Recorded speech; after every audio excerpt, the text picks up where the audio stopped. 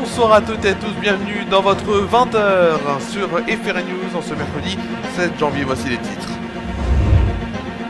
Colère des agriculteurs, des actions se passent en France et nous évoquons pourquoi ils se mobilisent.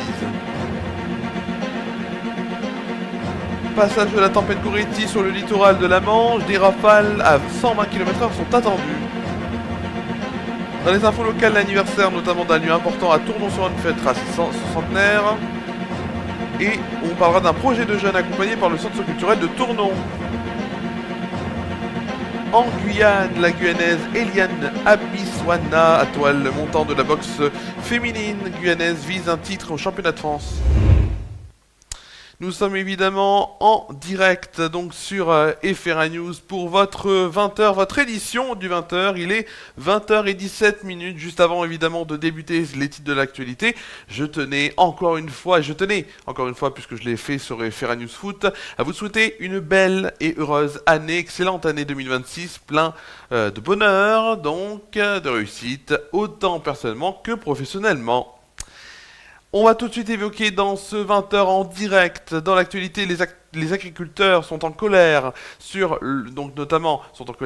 par rapport à l'accord du Mercosur, dont ils sont contre. Alors ces 4 États d'Amérique, alors qu'est-ce que le Mercosur?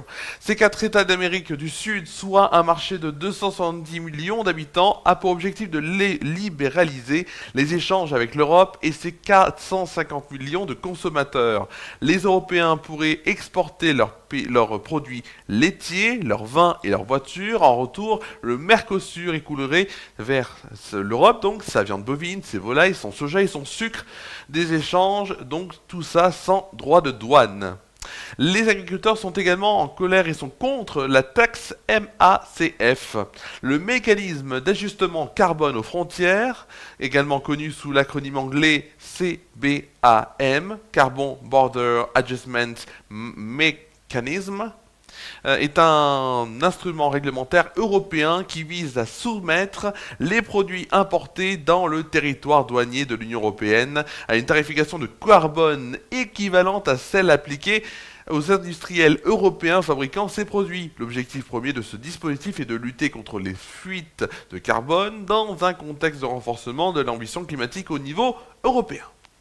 Ils se mobilisent donc car une crise profonde touche l'ensemble des filières de l'agriculture française. C'est un mal-être agricole qui touche donc cette profession qui est évidemment importante pour nous tous dans notre vie quotidienne. Dans l'actualité également, météo, le littoral de la Manche a échappé à l'épisode neigeux d'il y a quelques jours et qui notamment se poursuit en ce moment. Elle n'échappera pas à une tempête, celle donc qui s'appelle Goretti. Elle va balayer toute la côte de la Manche au cours de la nuit de jeudi à vendredi. Sur le site de Météo Bretagne, on peut voir notamment que des rafales comprises entre 100 et 120 km/h dans la soirée et la nuit dans la baie du Mont-Saint-Michel. Pour le météorologue Steven Tual de Temps-Breton, il a notamment déclaré que cette dépression sera la tempête la plus significative depuis les événements de novembre 2023, avec notamment les tempêtes Kiran et Domingos. Elle débutera aux alentours de 18h demain.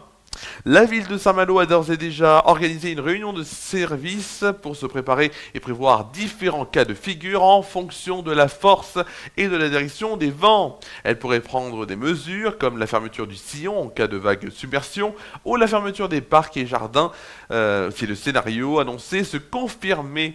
Des précisions seront évidemment données dans la journée de demain jeudi. Dans les actualités locales, c'est un anniversaire que l'on fêtera cette année en 2026, celui de l'Office de tourisme, un anniversaire de cet établissement évidemment, créé en 1926 et qui appartenant maintenant et depuis quelques années à Ardèche Hermitage Tourisme, avec les 3 autres bureaux de Saint-Félicien, Tal-Hermitage et Saint-Donat sur l'Herbasse, que l'on appelait alors le syndicat d'initiative et qui était géré et conduit par des bénévoles avec plusieurs présidents qui se sont succédés avant que le bureau ne rentre dans le schéma de compétences d'Archaglo. Pour célébrer cet anniversaire exceptionnel, les responsables et professionnels de l'Office de tourisme donc préparent une année riche en surprises et en émotions.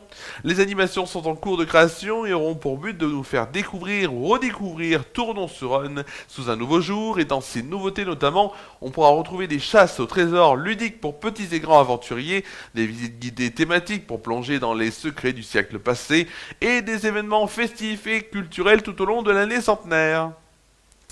Nous allons également évoquer dans l'actualité locale un projet réalisé par un groupe de jeunes de l'AMS qui s'est attelé à la préparation d'un voyage en Espagne et plus précisément à Madrid dans le cadre du volet Action citoyenne et Info Jeunes du centre socioculturel de Tournon. Alors voici évidemment les différentes étapes réalisées par ce groupe. Définition des actions de financement, organisation logistique et réflexion sur les activités culturelles et solidaires à mener sur place. Ce projet porté par les jeunes eux-mêmes illustre parfaitement l'esprit d'initiative et de responsabilité que l'espace jeunesse du centre socioculturel souhaite encourager. Et ça n'est pas le premier, et ça ne sera pas le dernier groupe de jeunes qui sera évidemment donc soutenu par le centre culturel de Tournon, donc et le centre culturel de Tournon via l'espace jeunesse. Direction maintenant la Guyane où à 31 ans, la boxeuse Eliane Abiswana qui s'est envolée ce mercredi vers l'Hexagone pour disputer dès samedi ses premiers championnats de France amateurs. Après une préparation intense, elle vise le titre chez les moins de 60 kilos. Depuis 3 mois déjà, elle s'entraîne tous les jours en pensant au championnat de France avec son entraîneur qui la suit maintenant depuis 2 ans. C'est un duo qui fonctionne selon lui puisqu'il a affaire à quelqu'un qui est assez méticuleux dans son savoir-faire et qui a soif d'apprendre.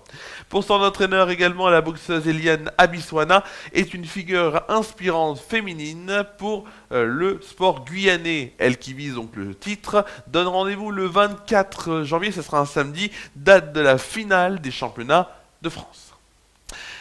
Avant évidemment de conclure cette édition, aujourd'hui en ce 7 janvier 2026, il y a 11 ans, jour pour jour, le journal satirique Charlie Hebdo a été visé par une attaque terroriste tuant beaucoup de personnes. Frédéric Boisseau, un responsable des opérations de la société Sodexo, chargé de la maintenance du bâtiment, qui est la première personne à être morte dans cet attentat de Charlie Hebdo. Les 5 dessinateurs, Cabu, Charb, Honoré, Tinius et Wolinski, la psychanalyste et chroniqueuse Elsa Kaya, l'économiste Bernard Marie, le correcteur Mustapha Ourad, ces 8 personnes étaient membres du journal donc, le policier Franck Brin-Solaro qui assurait la protection de Charb et de Michel Renaud, et de Charb, et donc aussi Michel Renaud, donc cofondateur du festival Rendez-vous du carnet de voyage, invité à assister à la conférence de rédaction.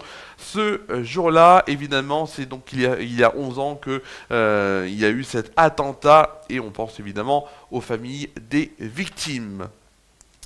C'est la fin de cette édition évidemment, et on va terminer sur de belles images, puisque je vous rappelle qu'il y avait le bain des givrés, j'étais à Dunkerque et je vous ai fait quelques images. Juste après évidemment la météo dans quelques instants sur Tournon et la France métropolitaine. Demain on se retrouve pour Flash Actuel Good Vibes avec Carla, 16h30, 17h sur Déclic Radio. Passez une très bonne soirée, prenez soin de vous et de vos proches, je vous dis à demain sur Référé News et Déclic Radio pour Flash Actuel Good Vibes.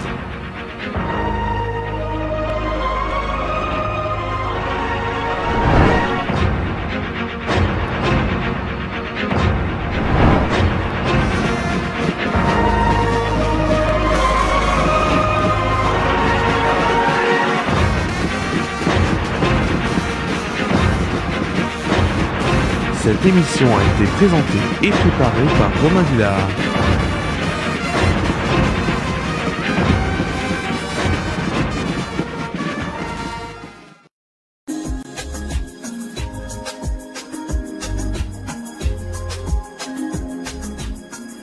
Allez, on va tout de suite commencer cette météo évidemment par le temps à Tournon-sur-Rhône pour ce jeudi 8 janvier. Avec évidemment pour demain matin, pluie et neige mêlée seront au programme. Ils seront remplacés dans l'après-midi par un ciel couvert. Du côté des températures, 1 degré de moyenne le matin, 5 degrés de moyenne l'après-midi et un pic à 8 degrés sera à constater. Il fera un peu plus chaud qu'aujourd'hui évidemment. Passons tout de suite à la météo en France métropolitaine et pour demain matin. Une perturbation progressera d'ouest en est. Le temps évidemment sera encore neigeux sur les quarts nord-est, mais le redout progressera et la pluie remplacera rapidement la neige. Il neigera sur les Pyrénées au-delà des 1500 mètres d'altitude. Il fera côté température 3 degrés à Paris, Limoges et Montpellier, 4 degrés à Rouen, Orléans, Bourges, Marseille et Nice, 11 degrés pour Nantes, La Rochelle et Bordeaux. Le plus froid du côté de Charleville-Mézières, Strasbourg, Dijon, Lyon et Montélimar avec 0 degrés et le plus chaud du côté de Biarritz avec 12 degrés. Tout de suite, le temps pour demain après-midi. À l'approche de la tempête Goretti, les rafales deviendront tempétueuses. En Bretagne, de bonnes pluies concerneront le nord de la France, tandis que le sud-ouest retrouvera un temps plus calme. Il fera côté température 6 degrés à 3, Aurillac et Montélimar, 11 degrés pour Cherbourg et Rennes, 13 degrés pour Bordeaux, Montpellier et Nice. Le plus froid sera du côté de Charleville-Mézières et Dijon avec 2 degrés et le plus chaud du côté de Perpignan avec 16 degrés. Il y aura plutôt un temps assez doux quand même du côté du sud de la France et de Perpignan. Nous fêterons demain les saintes Lucienne et Peggy ainsi que les saints Lucien et Gurvan. Le soleil se lèvera à 8h17 et se couchera à 17h16. Nous gagnerons ainsi une minute de plus. Il y aura 2 dictons pour demain pour le prix d'un. Si janvier ne prend son manteau, malheur au bois, aux moissons, au couteau, ou encore tant de Saint-Lucien, tant de chiens. C'est la fin de cette météo, évidemment, de demain, jeudi. Juste pour vous dire, évidemment, je dis beaucoup, mais prochain point météo sera retrouvé demain dans Flash Actu and Good Vibes, que j'aurai évidemment le plaisir de présenter avec Carla pour la première émission de l'année sur Déclic Radio, sur le Facebook et Ferra News. Bonne soirée à toutes et à tous.